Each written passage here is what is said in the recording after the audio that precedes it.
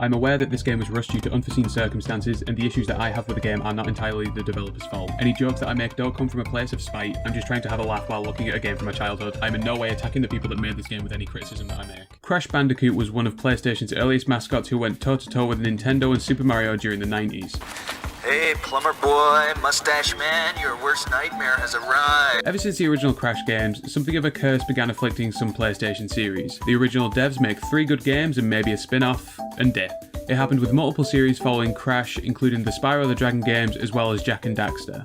Sure, some sequels were released by new developers in some cases, but most of the time they weren't anywhere near as good as the original games. One of these disappointing sequels was Crash Bandicoot: The Wrath of Cortex. When I was a kid, this was the PS2 game. I'd play it at relatives' houses, and although I wasn't very good, it was still a good time. After Crash's resurgence with the N.Sane Trilogy and It's About Time, I decided to go back through The Wrath of Cortex to see if it's as good as I remember, or if I was just blinded by nostalgia. Crash Bandicoot: The Wrath of Cortex was originally going to be designed by Mark Cerny, the current lead system architect for the PS4 and PS5. It was meant to be a free-roaming game involving puzzles and sending Crash to different planets, but Universal had a falling out with Sony and Cerny, meaning Traveller's Tales had to restart development of the game and deliver a finished product after only 12 months. After this, the game was released for the PlayStation 2 and ported to GameCube and Xbox the year after. The game's pretty notorious for having dreadfully long load times, which in the original PS2 release could take up to 45 seconds. It was addressed in the GameCube and Xbox releases, as well as the re-releases of the PS2 version through Greatest Hits and Platinum Editions. If you're looking at playing this, just make sure you get one of the PS2 re-releases or just get it on another platform. The story isn't anything special, but I don't think anyone plays Crash Bandicoot for the gripping narrative.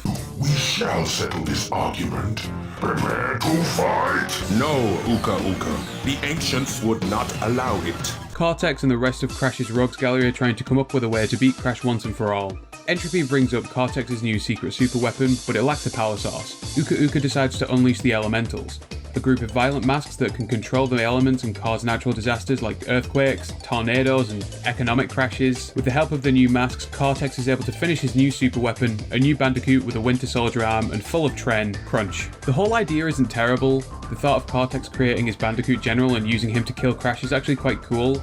Up until now, Crash has been the one fighting Cortex using masks and Bandicoot shenanigans, and now you have to go up against the perfect version of yourself. Honestly, it reminds me of the Cell Saga from Dragon Ball Z. The Z fighters have to face someone who's an amalgamation of themselves and proclaimed as the perfect being. After you beat the final boss, Crunch is broken free of Cortex's control, and you escape from Cortex's space station as it's destroyed by Uka Uka. This is the ending you get for collecting all of the gems for each level by breaking all of the boxes. There was no way I was going to go for this, and I'll address that later on. Anyway, Cortex and Uka Uka are stranded in the middle of nowhere, and Crunch joins the team. The game is structured in a very similar way to the original trilogy. You go through multiple stages collecting crystals and breaking boxes, after 5 of which you unlock a boss fight. Each one is Crunch using a different elemental mask, which is actually a fun concept, but the execution leaves a lot to be desired for me personally. The first boss is Crunch using the power of the earth elemental Rocco, and it's a ball rolling stage, which is just more tedious than difficult. In the second fight, Crunch uses the water elemental Wawa, and it's fine, nothing special honestly. You just avoid his attacks and spin him 3 times. The next fight is against Crunch and Pyro, the fire elemental, and it actually sounds really cool if I just explain it without footage. You run from Crunch as he throws flaming boulders at you until you reach a mech, which douses him with a hose and damages him. Sounds cool, but it's just kind of bland. Crunch looks like the ashes left over after a campfire. You'd expect some fucker looking like the Human Torch, not an ashtray. The fourth boss is Crunch and the wind elemental Lolo,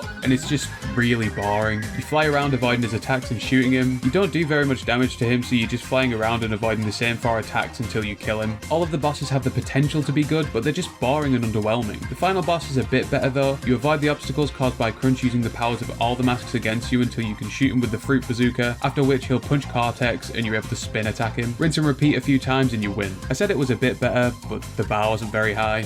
So the bosses and the story are a bit of a letdown, but I can deal with that if the game is at the very least fun to play. And after playing it, my verdict on this aspect is mixed. Crash controls really well, and all of the physics are pretty consistent in my experience. After each boss you unlock a new power-up, the first of which is a Wrath of Cortex original, Sneaking.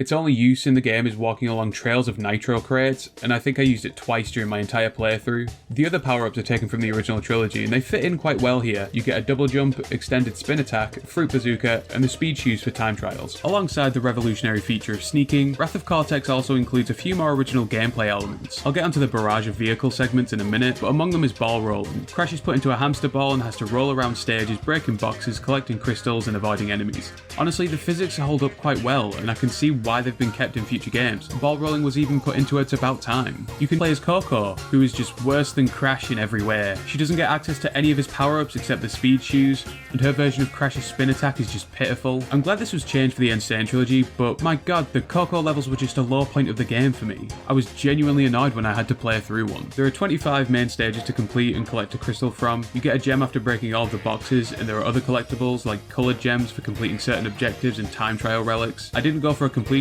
run because I don't have the time or patience to do that for this game. There are 5 extra levels you can unlock by getting a certain number of time trial relics, but I refuse to do that. There's a pretty diverse selection of stages to play through. They take place in the Antarctic, jungles, medieval castles, factories, and even the Wild West. There's a pretty good variety of levels. I don't actually have any issues with them. I'm a big fan of the medieval stages, especially the one that features a chase sequence involving a dragon. As I said before, Crash controls quite well, so all of the platforming stages feel good to play through. However, the game is infamous among the community for the sheer number of vehicle levels and segments it bombards you with. Considering this, out of 25 main levels, how many stages are either entirely vehicle segments or include them? 10? 15? No. Out of all 25 main levels, not including bosses, there are 22 levels involving vehicles. These include the hamster ball, a jeep that's terrible to control, a mech suit which is more of a burden than anything, the copter pack which is just the jetpack but worse, a minecart, a submarine, a snowboard, and a scooter.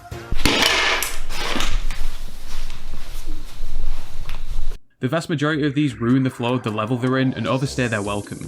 I mentioned a submarine earlier, which means yes, there are water levels, and they are the bane of my existence. Parts of the level actually block your view of the screen, which can make avoiding enemies and breaking boxes annoying. I felt like one of those people who speedrun Punch-Out while wearing a blindfold as I had to operate off of sound. Aiming your missiles and bombs in the submarine is god-awful as there's no kind of indication, you just have to keep firing until you line it up properly. The fact that someone thought it was a good idea to put 2 water stages within one level of each other if you go in order is actually baffling. I hope the person who decided to put these stages so close together is proud of themselves, because God knows no one else is. If the game had less vehicle segments and more stages that were just pure platforming, I'd be fine with having a couple of vehicles around to bring some variety. But when the entire game is variety, there's actually no variety at all. The game is desperately trying to establish an identity, and because of that it's actually less memorable. And regarding the issues that aren't the vehicle segments, what did they do to the swinging sections? They're a chore to get through now. In the original trilogy they flowed really well, and now the main reason you'll fail a time trial will be due to the fact that you have to spend so much time on the swinging sections. The game in general is just a lot slower as well. You don't even get that much faster after you collect 3 Aku Aku masks. It's barely noticeable, and I think I got the power up twice in my entire playthrough. After playing through Wrath of Cortex, I feel quite disappointed honestly. There are some good sections in the game which are legitimately fun to play through. The platforming is really solid, the music slaps, and the story has some real potential, but it's just dragged down by an oversaturation of vehicle segments, poor boss design, and reliance on nostalgia for the previous games while making their elements worse. Looking forward, I'd say a remake in the style of the N.Sane trilogy could be great for the series. Since Crash is currently owned by Activision and they're being purchased by Microsoft, there's a sliver of hope for the series, but I don't see it happening soon. In the end, I have fond memories of the game, but Wrath of Cortex really doesn't hold up for me.